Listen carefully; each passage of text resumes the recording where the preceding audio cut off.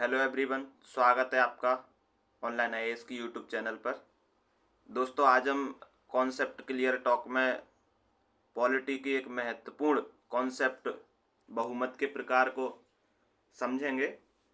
अधिकांश स्टूडेंट्स को पॉलिटी पढ़ने में परेशानी आती है और इसकी वजह ये है कि उनके कॉन्सेप्ट क्लियर नहीं होते हैं। तो आज की इस क्लास में हम छोटी क्लास रहेगी लेकिन एक महत्वपूर्ण टॉपिक बहुमत के प्रकार को समझेंगे। चलिए बिना देरी के स्टार्ट करते हैं। यहाँ पर लिखा हुआ बहुमत के प्रकार। भारतीय संविधान के संदर्भ में, किसी भी देश का संविधान हो, भारतीय क्यों, संविधान में लगातार संशोधन होते रहना जरूरी होता है जिससे कि संविधान जीवंत बना रहता है। हमारे संविधान के बारे में भी आप लोगों ने एक कथन अवश्य सुना होगा कि भारतीय संविधान जीवंत दस्तावेज है। अब ये जीवंत रहता कैसे है? तो जीवंत बनाने के लिए कुछ इसमें अमेंडमेंट किए जाते हैं, कुछ न्यायपालिका के इंटरप्रिटेशन होते हैं जिसकी वजह से संविधान आज भी 70-75 सालों के बाद भी जीवंत दस्तावेज बना हुआ है। और उसमें से ये एक है संविधान में संशोधन। अब संविधान में संशोधन चाहिए तो भाई बहुमत तो चाहिए ही चाहिए कैसे भी करके। तो संविधान में संशोधन के लिए कुछ बहुमत के प्रकारों का उल्लेख किया गया है। भारतीय संविधान में 3 प्रकार के बहुमतों का उल्लेख किया गया है। पहला साधारण बहुमत यानी सिंपल मेजोरिटी, दूसरा प्रभावी बहुमत या तत्कालीन बहुमत जिसको इफेक्टिव मेजोरिटी कहते हैं, और तीसरा विशेष बहुमत यानी कि special majority. Special majority further 4 type की होती है। आगे इसको हम समझेंगे कि कौन कौन से स्पेशल मेजोरिटी हैं संविधान में और ये एक ही प्रकार के क्यों नहीं है, अलग अलग प्रकार के क्यों हैं। Simple majority, effective majority, special majority, special majority में भी फर्दर 4 टाइप। ठीक है, तो इनका अलग अलग महत्व क्यों है?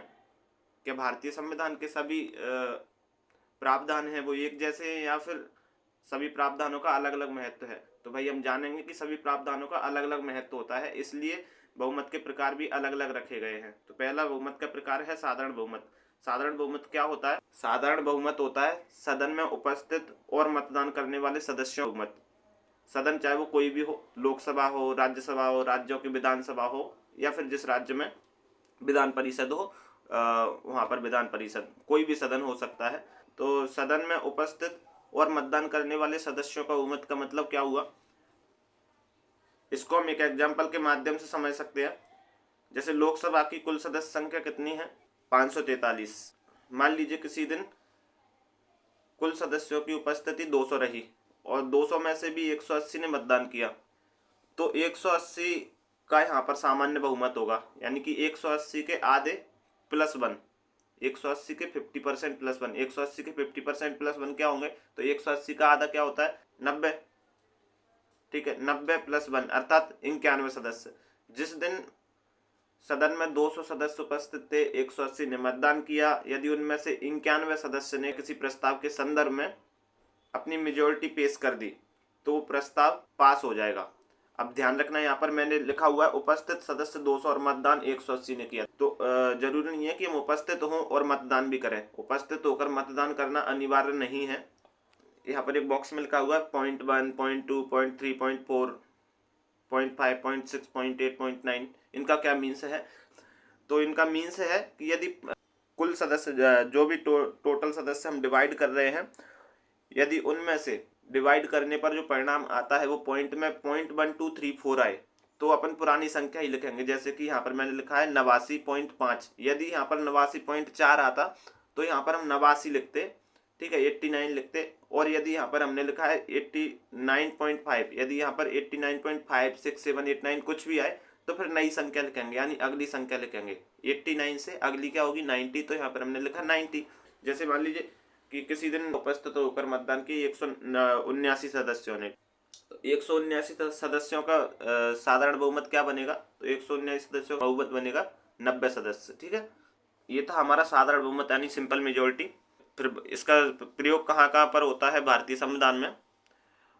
तो भारतीय संसदीय प्रणाली में इसका सर्वाधिक प्रयोग होता है। लगभग 90% काम साधारण बहुमत से ही होते हैं सदन में, चाहे वो फिर बजट पास करना हो, धन विधेयक लाना हो, संविधान के भाग 1 में कुछ परिवर्तन करना हो, अर्थात आर्टिकल 1, आर्टिकल 2, आर्टिकल 3 में कुछ बदलाव करना हो, तो ये सब किससे होंगे? साधारण बहुमत से होंगे। आर्टिकल 2 और 3 में तो स्पष्ट लिखा गया है कि राज्य के नाम में परिवर्तन करना हो, उसकी सीमा में परिवर्तन करना हो, या नया राज्य बनाना हो, तो ये सब साधारण बहुमत से होते हैं। ठीक।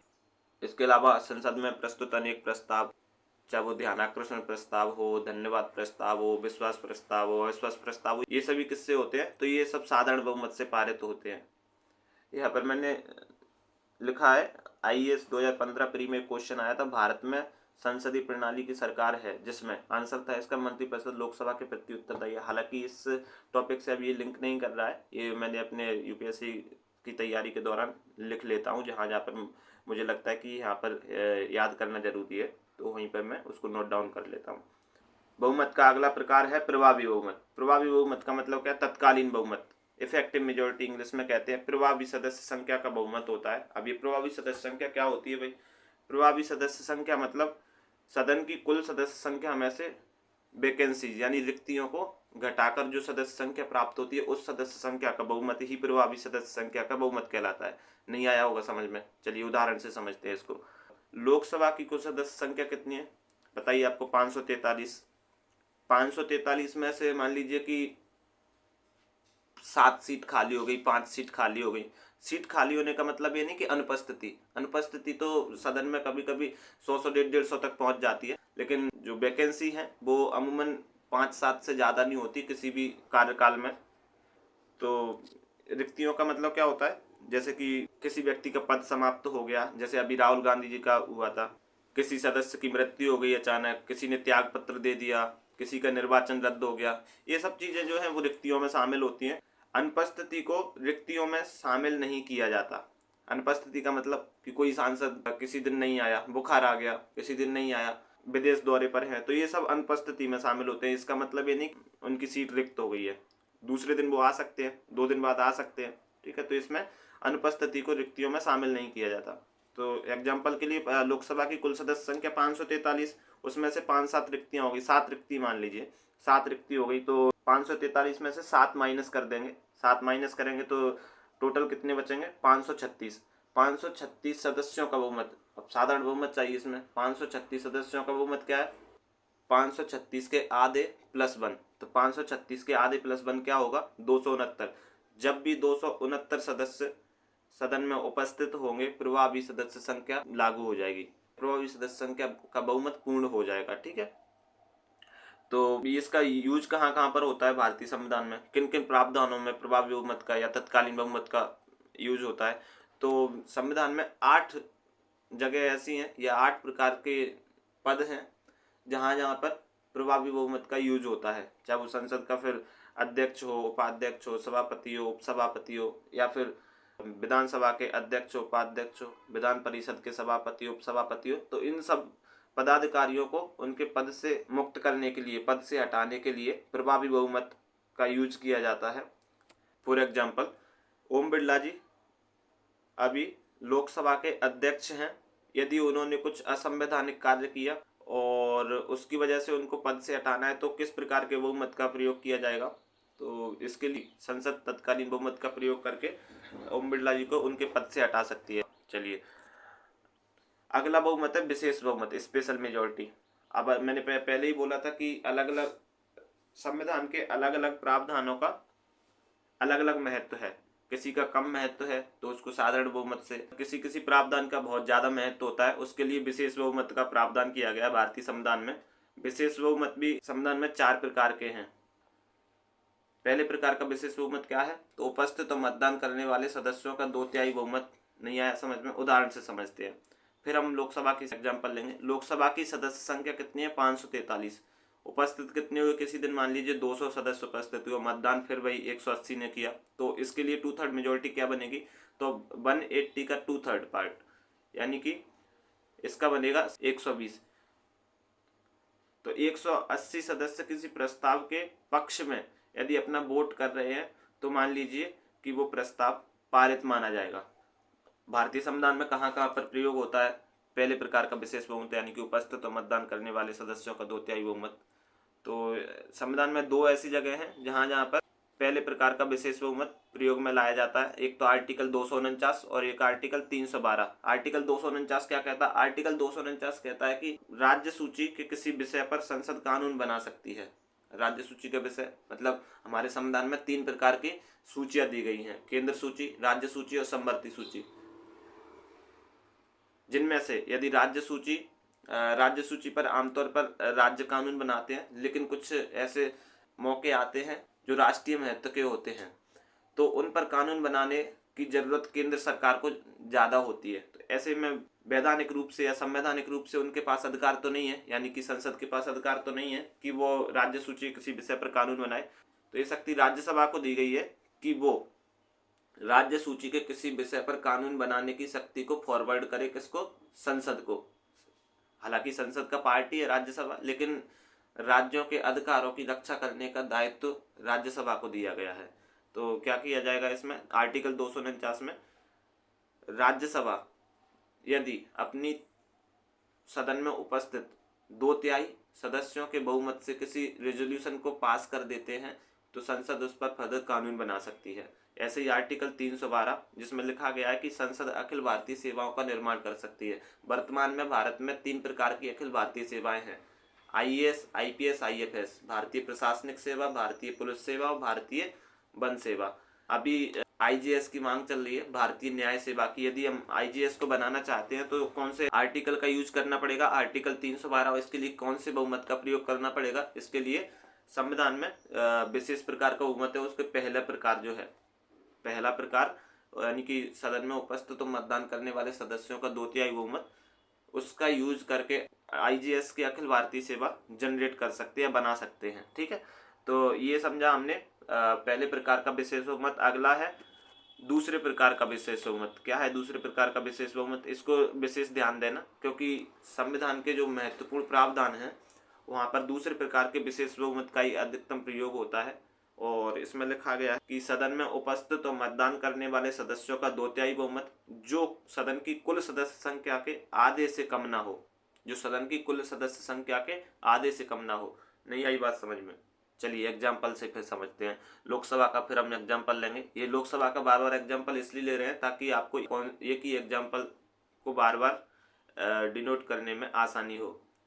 लोकसभा की कुल सदस्य संख्या कितनी है? 543, यानी कि टोटल सीट्स है 543 और टोटल सीट का आधा कितना हुआ? 272, आधा +1, यानी कि कुल सदस्य संख्या का अगर बहुमत देखें तो 272 होगा। मान लीजिए किसी तारीख को कुल सदस्य की उपस्थिति रही 200, उनमें से मतदान कितने ने किया? 180 ने। ठीक, तो और प्रस्ताव के पक्ष में अब ये भी तो होता है ना कि टोटल 180 ने मतदान तो किया, लेकिन सभी ने, हो सकता है कि पक्ष में मतदान नहीं किया हो। तो जरूरी नहीं है कि सभी सदस्य प्रस्ताव के पक्ष में ही मतदान करें, कुछ सदस्य प्रस्ताव के विपक्ष में ही मतदान करेंगे। तो ऐसी स्थिति में मान लीजिए प्रस्ताव के पक्ष में 150 सदस्यों ने मतदान किया, तो अब दूसरे प्रकार के विशेष बहुमत की पहली शर्त क्या है कि सदन में उपस्थित और मतदान करने वाले सदस्यों का 2/3 बहुमत हो। तो क्या 2/3 बहुमत हो पा रहा है? कितने सदस्यों ने मतदान किया? 180 ने। 180 का 2/3 कितना हुआ? 120 सदस्य। प्रस्ताव के पक्ष में कितने लोगों ने मतदान किया? तो प्रस्ताव के पक्ष में किया 150 लोगों ने मतदान। तो ये पहली शर्त तो पूरी हो गई, लेकिन दूसरी शर्त क्या थी? सदन की कुल सदस्य संख्या का बहुमत। कुल सदस्य संख्या का बहुमत क्या हुआ? 272 था, लेकिन प्रस्ताव के पक्ष में कितने सदस्यों ने मतदान किया? तो 150 ने मतदान किया। ऐसे में दूसरी शर्त पूरी नहीं होती, अर्थात आज की तारीख में प्रस्ताव सदन में पारित नहीं होगा। फिर अगली तारीख में मान लीजिए उपस्थित सदस्य हुए 480, मतदान कितनों ने किया? 450 ने। 450 सदस्यों में से भी 350 ने प्रस्ताव के पक्ष में मतदान किया और 100 ने प्रस्ताव के विपक्ष में मतदान किया। अब इसमें पहली शर्त क्या होगी? पहली शर्त होगी कि उपस्थित और मतदान करने वाले सदस्यों का 2/3 बहुमत। उपस्थित कितने थे? 480 और मतदान कितना ने किया? 450 ने। तो 450 का 2/3 बहुमत क्या हुआ? 450 का 2/3 बहुमत हुआ 300। ठीक है, और प्रस्ताव के पक्ष में कितने सदस्यों ने मतदान किया? तो 350 ने, यानी 350 ने। तो पहली शर्त तो पूरी हुई, लेकिन दूसरी शर्त भी है। दूसरी शर्त है कि कुल सदस्य संख्या, यानी कि सदन की कुल सदस्य संख्या का बहुमत। कुल सदस्य संख्या का बहुमत क्या था? हमने देखा 272 सदस्य। प्रस्ताव के पक्ष में कितने लोगों ने मतदान किया या कितने सदस्यों ने मतदान किया? 350 ने। तो दूसरी शर्त भी पूरी हो गई, अर्थात आज की तारीख में दोनों शर्तें पूरी होने के कारण प्रस्ताव पारित हो जाएगा। तो तो इस तरीके से समझा आपने कि दूसरे प्रकार का विशेष बहुमत क्या है। अब समझते हैं इसको कि संविधान में इसका प्रयोग कहाँ कहाँ पर होता है। तो जो संविधान के अधिकांश महत्वपूर्ण हिस्से हैं उनमें संशोधन दूसरे प्रकार के विशेष बहुमत से होता है, जैसे कि संविधान संशोधन यानी कि संविधान में कोई संशोधन करना हो, या फिर सुप्रीम कोर्ट के हाई कोर्ट के जज को हटाना हो, सीएजी को हटाना हो, सीईसी को हटाना हो, तो इन सब प्रावधानों में दूसरे प्रकार के विशेष बहुमत का प्रयोग किया जाता है। बहुमत का तीसरा प्रकार होता है कुल सदस्य संख्या का 2/3 बहुमत। ये थोड़ा टफ होता है, यानी कि अन्य दो की तुलना में ये थोड़ा ज्यादा रिजिड होता है। और ध्यान रखना, केवल ज्यादा रिजिड है इसलिए ये संविधान में केवल एक ही जगह प्रयोग होता है, और एक जगह वो कौन सी है, तो राष्ट्रपति जी को हटाने के लिए तीसरे प्रकार के विशेष बहुमत का प्रयोग किया जाता है। और इसमें लिखा है कि सदन की कुल सदस्य संख्या का 2/3 बहुमत। कुल सदस्य संख्या का 2/3 बहुमत क्या हुआ, एग्जाम्पल से समझते हैं। लोकसभा की कुल सदस्य संख्या कितनी है, 543, उसका 2/3 बहुमत क्या हुआ, तो 543 का 2/3 बहुमत हुआ 362। 362 सदस्य कम से कम उपस्थित हों और मतदान करें, दोनों शर्तें पूरी होंगी तभी राष्ट्रपति जी को उनके पद से हटाया जा सकता है। हालांकि राष्ट्रपति जी को पद से यानी कि महाभियोग लगाने के लिए, पद से हटाने के लिए उनके द्वारा संविधान का उल्लंघन होना जरूरी है। एकमात्र शर्त है जब उन पर महाभियोग लगाया जा सकता है आर्टिकल 61 के तहत, और वो शर्त है कि उन्होंने संविधान का उल्लंघन किया हो। और संविधान का उल्लंघन किया हो ये तय कौन करेगा, तो ये सुप्रीम कोर्ट तय करता है कि संविधान का उल्लंघन राष्ट्रपति जी ने किया है कि नहीं किया। यदि वो प्रूव कर देते हैं, यानी सुप्रीम कोर्ट प्रूव कर देता है कि उन्होंने उल्लंघन किया है, तो उन पर महाभियोग की प्रक्रिया चलाई जा सकती है या महाभियोग लगाया जा सकता है। ठीक है। हालांकि दूसरे प्रकार के विशेष बहुमत में एक और व्यवस्था थी, और वो थी संविधान संशोधन के संदर्भ में। संविधान संशोधन आर्टिकल 368 के तहत किया जाता है, और इसमें दो प्रकार के विशेष बहुमतों की चर्चा की गई है। पहले प्रकार का विशेष बहुमत है जिसमें उपस्थित मतदान करने वाले सदस्यों का 2/3 बहुमत जो कुल सदस्य संख्या के आधे से कम ना हो। और दूसरे प्रकार का विशेष बहुमत है कि सदन में उपस्थित और मतदान करने वाले सदस्यों का 2/3 बहुमत जो कुल सदस्य संख्या के आधे से कम ना हो, साथ ही साथ आधे से अधिक राज्य विधानसभाओं का समर्थन जरूरी है। यहाँ ध्यान रखना, राज्य विधानसभाओं का, केंद्र शासित प्रदेश नहीं चल रहे यहाँ पर, यानी कि यहाँ पर दिल्ली की बात नहीं हो रही, यहाँ पर पुदुचेरी की बात नहीं हो रही, यहाँ पर जम्मू कश्मीर की बात नहीं हो रही। यहाँ पर आधे से अधिक राज्य विधानसभाओं का समर्थन, यानी कि 28 राज्य जो है उनमें से आधे से अधिक विधानसभाओं का समर्थन जरूरी है। और ये समर्थन कैसा होगा, तो लिखा तो नहीं गया है कि किस प्रकार का, लेकिन सामान्य तौर पर माना जाता है कि साधारण बहुमत से इसको समर्थन मिलना चाहिए किसी प्रस्ताव को, यदि संशोधन। और ये संशोधन क्यों कब किया जाता है, तो यदि संविधान का कोई संघीय ढांचा है जिसमें राज्यों के हित प्रभावित हो रहे हों, या फिर संविधान का संघीय ढांचा बदला जा रहा हो, प्रभावित हो रहा हो, उसमें कुछ संशोधन किया जा रहा हो, तो इस प्रकार के संशोधन को आर्टिकल 368 के तहत दूसरे प्रकार के विशेष बहुमत में रखा जाता है। ठीक है। तो इस तरीके से हमने संविधान में जो विशेष बहुमत के प्रकार है उनको समझा। कैसी लगी आपको ये वीडियो कमेंट बॉक्स में बताइएगा, और आप ये भी बताइए कि अगली वीडियो हमें किस टॉपिक पर बनानी है। अगर आपको ये कॉन्सेप्ट टॉक अच्छी लग रही है, कॉन्सेप्ट क्लियर सेशन अच्छा लगे, तो अगली वीडियो के लिए रिकमेंड कीजिए कमेंट बॉक्स में कि इस टॉपिक पर सर वीडियो बना दीजिए, मैं उस टॉपिक पर आपके लिए वीडियो लेते आऊँगा। धन्यवाद।